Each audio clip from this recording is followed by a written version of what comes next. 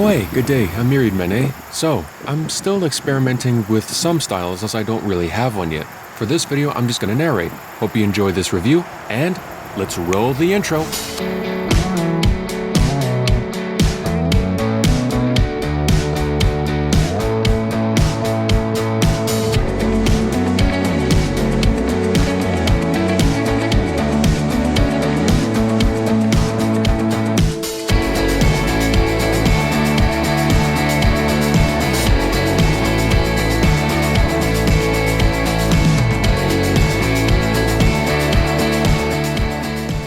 What you see here is a 2015 BMW i3 Rex, short for range extender, in a weirdly nice beige with 125 kilowatts of power, 249 newton meters of torque, and a total range of about 250 kilometers. This isn't a demo car, a friend's, or service loaner. It's actually a family car that I share with my sister, and we've had it for about 3 years now. Its low stamina was sometimes difficult to deal with, but overall it's treated us quite well. So I know you're probably still thinking like, okay, that's cool and all, but how is the i3 a sports car? Is it not a city car? To that I say, it's actually both, as there are quite a few similarities between the two. Both are usually small, can fit average-sized adults in the front, poodle-sized adults in the back, has limited rear trunk space, and a turning radius that's tight like a tiger. As for just the sporty bit, it has huge wheels with almost no rubber, 2 doors are just the illusion, a lightweight steering wheel, and seats which are manually adjustable, and just like a 911, it has a teeny tiny frunk, it's filled to the brim with carbon fiber, and it has not one, but 2 motors at the back, which means it's objectively 2 times better than any Porsche.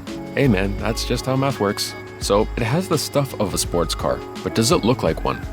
Now, to answer your question, yes it does, and here's why. At first, it does look a little silly, especially for BMW. In fact, it's the brand's second weirdest production car ever after the Isetta, which was really just a rebranded Italian car from now defunct ISO. I know that doesn't really help my case, but what does is its proportions. City cars usually have very small wheels to maximize interior space and, of course, save cost. This little thing runs on freaking 19s because that's what it really takes to give a compact car like this a low and wide-looking stance. You can even get 20s if you want to go full gangsta. The headlights in daylight look somewhat aggressive. At nighttime, however, they look very menacing. Might be just me, but they remind me a little of the eyes of that Gengar Pokemon. On the inside, it couldn't be more different, as it feels more like sitting in a lounge than a car. If you're not a fan of this color, you have 3 other trims to choose from, or as BMW calls it, worlds. Yeah. Anyway, when I reviewed a Model S, I said it has the most futuristic car interior, but now I think this takes the cake. Honestly, it's kinda hard to choose because while both went for this spacious and zen-like theme, Tesla thinks minimalism is the future and added this gigantic screen in the middle, whereas BMW went for a more sculptural design, which I personally think has aged a little better. From a more practical standpoint, if you're considering getting a used i3, here's what you need to know. Carbon fiber. Carbon fiber. It's both a blessing and a curse to have a car with this much of it. Pros: saves weight, high strength, enables complex shapes. Cons: also, like a modern iPhone, for styling purposes, the rear hatch panel is made of glass, but you shouldn't worry too much, cause like a C6 Corvette, the rest of the body is made of plastic, which makes minor fender benders a no biggie. If you look closely at the side of the car, you'll notice there's a handle for the front door, but not the rear. Usually with small hatchbacks, designers like to hide the outer rear door handles in the C-pillars to keep a nice and clean design. This is not the case. It's more like an RX-8. Wanna get in the back? First, open the front door. Second, open the rear door. Third, get in. Fourth, close the door without realizing you can't roll down the rear window. Fifth, 7 minutes after you departed, you realized. Sixth, you are now claustrophobic. This probably goes without saying, but I will anyway. If you're thinking about having kids, unless your genetics have the propensity to generate Danny DeVito-sized offspring, don't get one. It's targeted towards a more niche audience. Singles or childless but catful couples who want a sporty compact electric hatchback. Just a few more things I want to show you before we go on the road. There are a lot of connected cars on the road today, but back in 2015, not so many.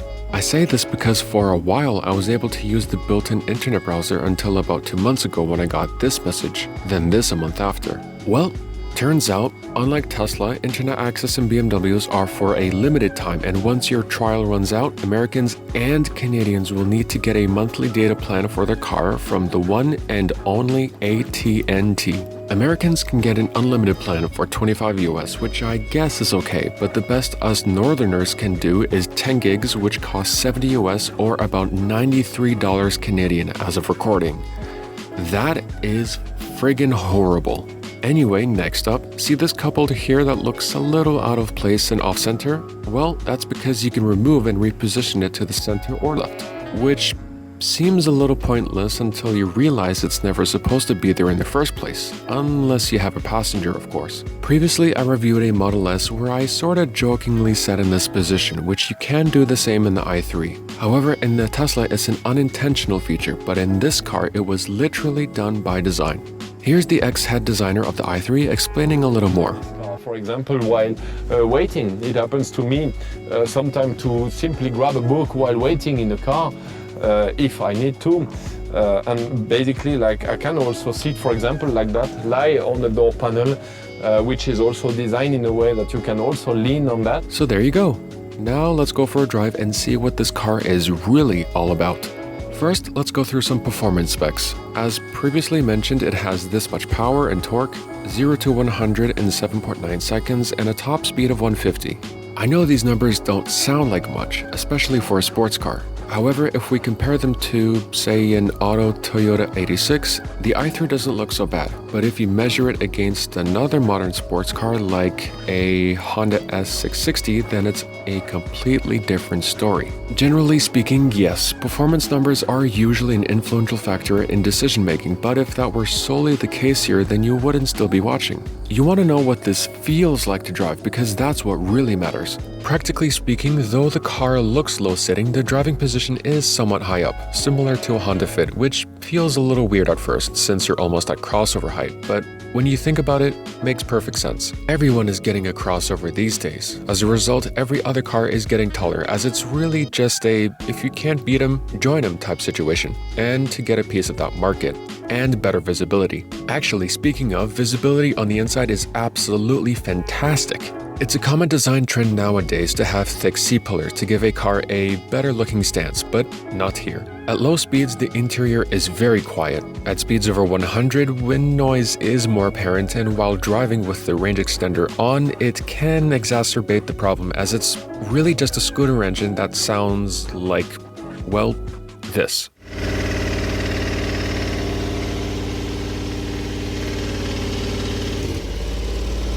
Fortunately, I think BMW's engineers were aware of this because whenever I, say, stop at a red light or look for a parking spot while driving below 5 kilometers an hour, the engine stops running almost immediately, saving you from some embarrassment.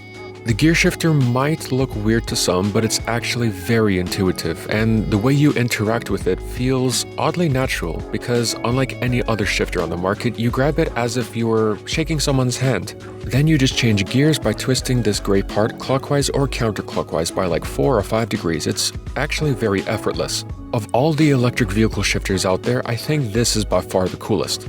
It gets even better because this little thing is a sub 1500 kilogram rear mid-motor and engine rear-wheel drive layout hatchback.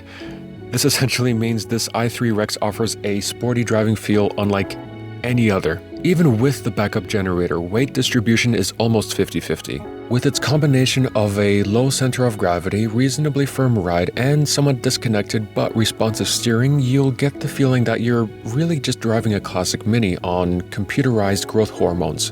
If that makes sense, which I hope it does. Metaphorically, the i3 is oddly but fittingly reminiscent of Bart Simpson on a skateboard. He may not be the most popular or most athletic kid in the neighborhood, and, sometimes he gets bullied for his looks, but man, oh man, can he fly on that board. He sometimes struggles when going fast, but still, no matter how many times you see him just nimbly go, it's always a joy. For more of my thoughts and details on this car, click the link in the description. Otherwise, thank you for watching and have a good morning, evening, and night.